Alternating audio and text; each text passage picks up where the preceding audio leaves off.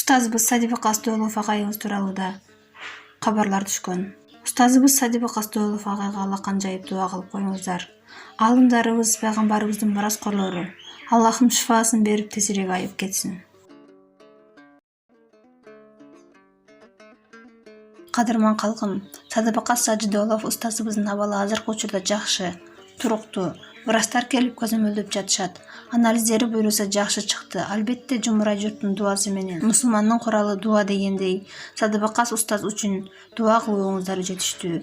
Аллахым бардык устаздардын, эл журтубуздун ден соолугун чың кылсын.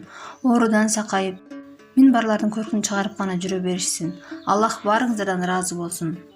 Өзбек Ачы Чотонов, устазыбызга да дуа кылып коюңуздар.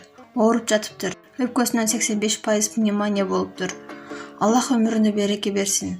Аман эсен кайрадан элине кошулуп, жакшылыктарын бөлүшсүн. Жетим жесирлердин бактысына жарыган адилеттүү камкор инсан.